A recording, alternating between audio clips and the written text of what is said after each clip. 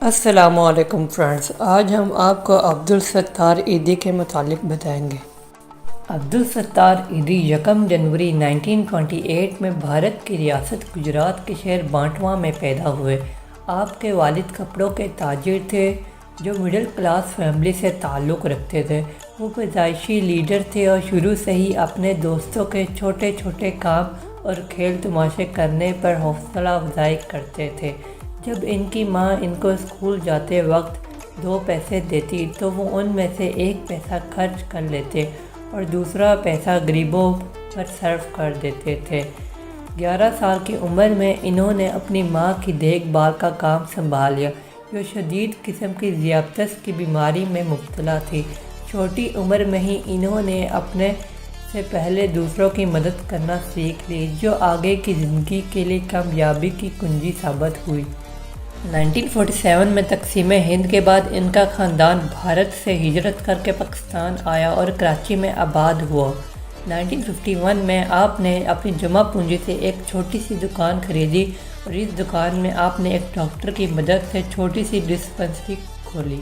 اس کے علاوہ آپ نے جہاں اپنے دوستوں کو تدریس کی طرف بھی راغب کیا، آپ نے سادہ طرز زندگی اپنایا اور ڈسپنسری کے سامنے ہی بیڈ پر سو جاتے تاکہ بوقت ضرورت پر فوری طور پر مدد کو پہنچ سکے۔ 1957 میں کراچی میں بہت بڑے پیمانے پر فلو کی وبا پھیلی، جس پر ایدھی نے فوری طور پر رد عمل کیا۔ انہوں نے شہر کے نواح میں خیمے لگوائے اور مفت مدافعتی ادویاں فراہم کی۔ حضرات نے ان کی دل کھول کر مدد کی اور ان کے کاموں کو دیکھتے ہوئے باقی پاکستانیوں نے بھی مدد کی۔ امدادی رقم سے انہوں نے وہ پوری عمارت خرید لی۔ یہاں ڈسپنسری تھی اور وہاں ایک زچگی کے لیے سینٹر اور نرسوں کی تربیت کے لیے اسکول کھول لیے اور یہیں ایدھی فاؤنڈیشن کا آغاز ہوا تھا۔ آنے والے سالوں میں ایدھی فاؤنڈیشن پاکستان کے باقی علاقوں تک بھی پھیلتی گئی۔ فلو کی وبا کے بعد ایک کاروباری شخصیت نے ایدھی کو کافی بڑی رقم کی امداد کی، جس سے انہوں نے ایک ایمبولینس خریدی جس کو وہ خود چلاتے تھے۔ آج ایدھی فاؤنڈیشن کے پاس 600 سے زائد ایمبولینس ہے جو ملک کے طول و عرض میں پھیلی ہوئی ہیں۔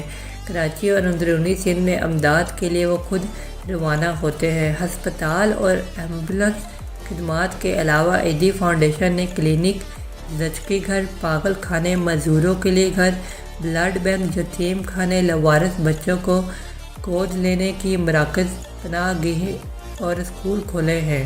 فاؤنڈیشن نے صرف پاکستان میں ہی نہیں بلکہ بین الاقوامی سطح پر ترقی کی ہے۔ اسلامی دنیا میں ایدھی فاؤنڈیشن ہر مصیبت اور مشکل وقت میں اہم مدد فراہم کرتا ہے۔ یہاں امداد اور نگرانی ایدھی حضرات خود متاثرہ ممالک میں جا کر کرتے ہیں۔ پاکستان کے علاوہ فاؤنڈیشن جن ممالک میں کام کر رہی ہیں، ان میں سے چند نام افغانستان، عراق، بوسنیا، سویڈن وغیرہ ملک ہے۔ 16 اگست 2006 کو بلقیس ایدھی اور کبریٰ ایدھی کی جانب سے ایدھی انٹرنیشنل ایمبولینس فاؤنڈیشن کے قیام کا اعلان کیا گیا۔ آج پاکستان کے علاوہ اسلامی دنیا میں بھی ایدھی نے ایک غیر خودغرض اور محترم شخص کے طور پر شہرت پائی ہے۔ شہرت اور عزت کے باوجود انہوں نے اپنی سادہ زندگی کو ترک نہیں کیا۔